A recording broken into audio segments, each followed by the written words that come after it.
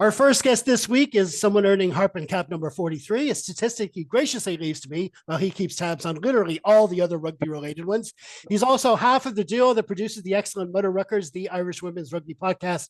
And I have a feeling they're going to be a little bit busy over the next month or two. Welcome back to Mr. Keano Miller. Great to be back, Jeff. Thanks a million. Yeah, we are going to be busy as hell from tomorrow, literally tomorrow. Yeah, Just about got you in time. yeah, Thinking bit of of a Harpin. surprise lined up actually for later in the week, so keep your eye on the Ooh, socials. nice Yeah. teaser. Nice teaser. Oh, okay, we'll put a link to that in the program notes if anyone wants to check that out. And also with us is someone who's due to receive a prize for his performance in our Harpin Super Brew League from the season just gone. Oddly enough, though, he's yet to ask me why he hasn't received it yet. Here for appearance number 13 is Mr. David Cordial. Hi Jeff, good to be here. Ready to get myself sized out for my new fit. There you go. Okay, listen, let's crack on with our feature match of the week, which was, of course, the second test between Australia and the Lions. It was played at the MCG on Saturday, July 26th. Here's a generic 50-word summary of what happened on the day. The British and Irish Lions rallied from a 23-5 first half deficit to beat Australia 29-26 at the MCG, securing an historic series win. Hugo Keenan's last-minute try sealed the comeback in a thrilling, high-stakes clash marked by 6 first-half tries and immense physicality from both sides. Now, obviously, my guests are going to look at the match in a little bit more detail than that. And actually, if you've been listening to us for a while, you'll know we've recently changed our pod format from one where we harp on the two halves separately to one where we pick out the key talking points from the match. But for this second test, given it was such a classic game of two halves, we realized that the two contrasting periods of 40 minutes actually were the biggest talking points. So we're going to start with Kino, who's going to take a look at that very eventful first half. Yeah. I'm not going to do the old school timeline though. I've decided to Nope. go with a shit sandwich approach instead. So we're going to start with what Appropriate. went well for Australia, and we'll go from there. Mm. It was a blistering opening from Australia. It was kitchen sink from the start, high pace and physicality, and immediately the Lions were rocked back on their heels. I think Australia had about two-thirds of the first half possession and a lot of the early territorial dominance. Um, Tom Lynagh slotted two penalties in the opening 11 minutes. So 6-0 lead on your back heels, forcing Lions to chase the game.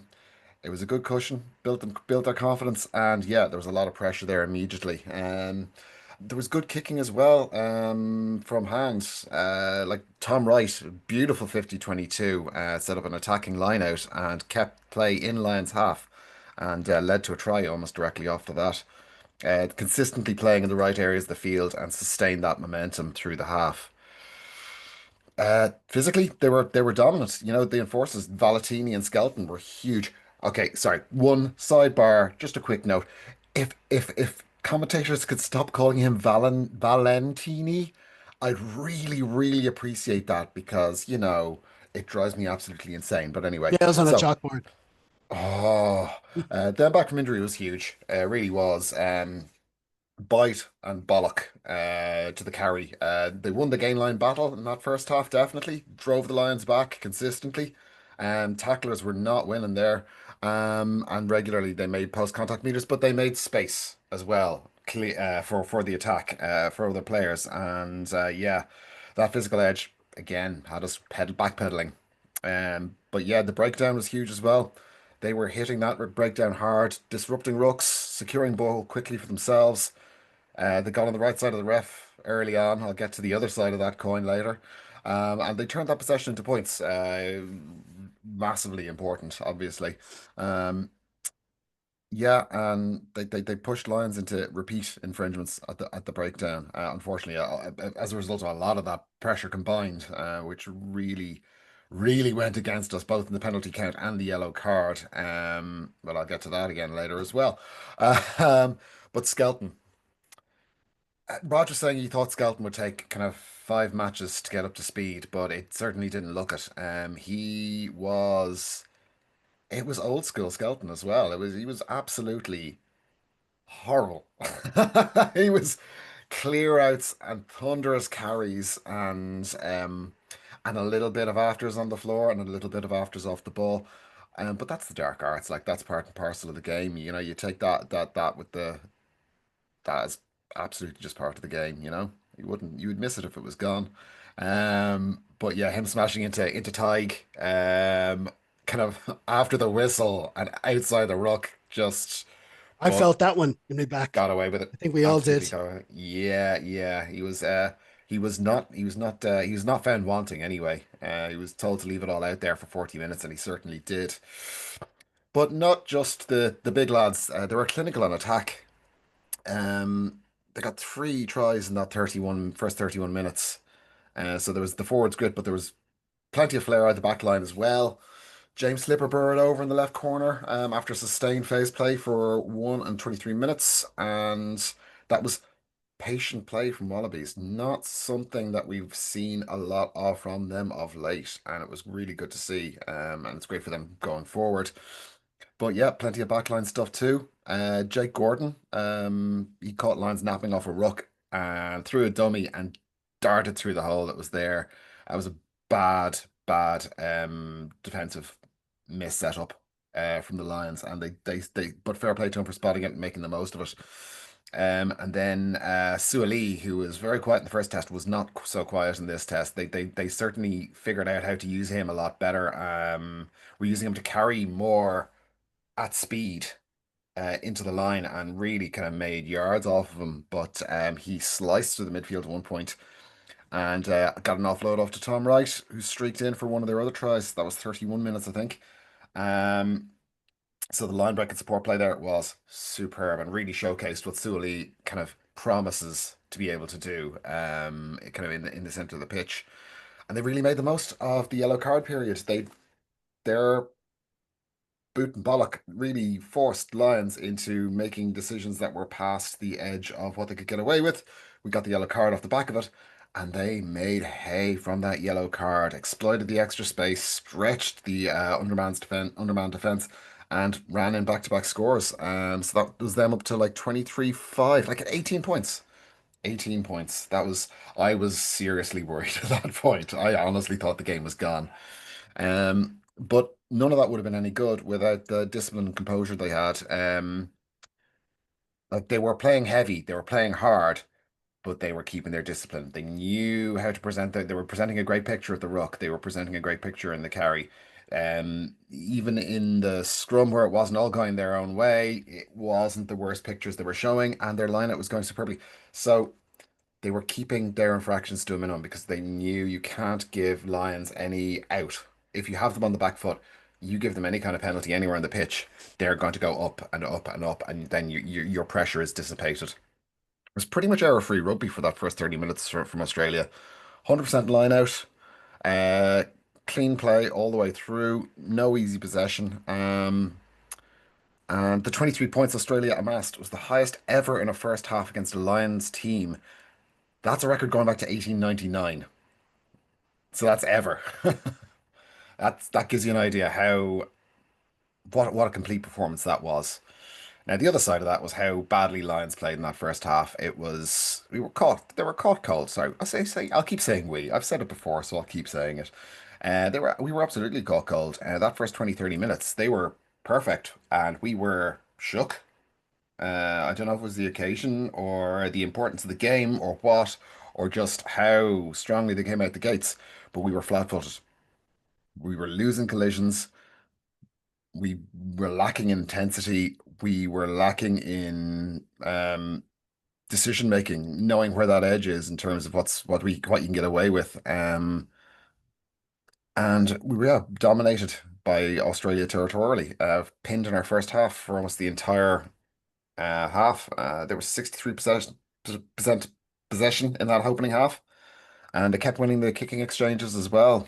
Very little territory to work with. Lina did really well in that sense. So yeah, they were in control of the tempo of the match. It took far too long to stamp our own authority on the game. Um, the penalty count in the yellow card was absolutely. This is what killed me the most in the first half performance. It was in stupid infringement after stupid, just no reason for it. That Marrow rip, like he was clearly on his knees, very clearly. He knows that. He knew that. It was stupid and just Yeah, like Freeman getting yellow, you'd have no complaints about that. Absolutely. As a cumulative infringements, yellow. Yeah, we were so on the back foot and we were just continually infringing. And it just needed to be better than that. And yeah, that was really what cost in that first half and possibly could have cost the test. Um, just made it too easy for them to get entries into the 22, and Australia were far too clinical when they did that. So yeah, absolute momentum killer. And the defense kept breaking down. Defense was breached far too easily around the ruck, and they just kept making advances in our 22. You got holes in the defensive line, which is really unusual to see. Um, and Bundy and Hugh Jones didn't help. They didn't know each other very well in the midfield, and that definitely, absolutely did not help. Um, and yeah, Skelton Valentini bouncing lads for fun certainly didn't help either. So there's a couple of missed tackle stats there, which would add to that. And all of that led to whatever possession we did get was very unfluent. It was very slow, um, and it lacked precision. So just out-muscled and outpaced. It was a bad start. Now for Australia, yeah, they lost momentum. Trailing off after that 30 minute, get surging ahead, they started to falter. And then it was like a blink of the eye, and they conceded two tries because however badly the game had gone in that first 30 minutes, it's still an incredible Lions team and full of incredible players, and they were going to come back. The purple patch was going to come. And that swing of momentum, like you could see the belief that that gave them going into the end of the half. Kind of felt like maybe the Wallabies had eased off in the intensity a little bit. I think Skelton and Valentini were great, but they were both huffing by 30 minutes. They were blowing out their arses, as they'd say on the streets. Um, and that kind of it seemed to spread that little bit. Kind of, they were tired. They had thrown the sink at it, and they were just trying to see it out for the last 10 minutes. You can't really do that against the Lions. So you started to see defensive lapses out wide. Like the try, Curry managed to dance around Gordon on the outside to score in the corner. It's a horrible mismatch, and fair play to the Lions for making that happen because it doesn't happen easily. Like, what the hell is the scrum half doing? Defending a flanker out on the wing, you know. They just weren't scrambling as efficiently as they had been as well. Um, like Sully, not a centre yet, not an international class centre yet. Lovely touches, but he wasn't able to stop Hugh Jones, for example, crashing over. Um, if the ball was moved quickly, and it was, we were getting past them. And then Harry Potter got an injury, which was absolutely what they did not need. That was like the one thing they didn't need was an injury in the backs with a 6-2 split. Um, so having a reserve scrum half on the wing is less than ideal. They coped, but wasn't great. And the discipline started slipping as well, with the energy levels dropping. Gave away penalty before the break. Again, it was Sully. He's not quite there yet, but again, I'll touch more on that later on. And yeah, then the missed conversions from the tee, they really could have done with nailing more of those to try and make the most of what was going to be the game plan of getting points in the first half and then just trying to see it out. And then the last bit of bread in the shit sandwich. We've gone through the terrible stuff now. What went well for the Lions in the first half? Well, Mm. what went Lions well for the Lions in the last 10 minutes? Well, sorry, the set piece. The set piece was pretty decent throughout. The scrum especially that gave us that Dan Sheehan try. The scrum penalty was what made that happen. And then Dan being Dan obviously is what finished it off. But that danger in the scrum was there throughout. Um, and I'm great to see that it was better rewarded in this second test than it was in the first. Because I feel like that upper hand in the scrum was there in the first as well. It just wasn't. It was closer to being ignored, possibly because of a Southern Hemisphere referee being behind the whistle.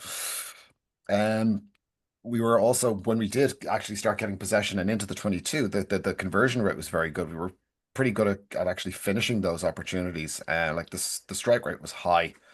So, if you're not going to get many opportunities in a match, make sure they count. And they certainly did that.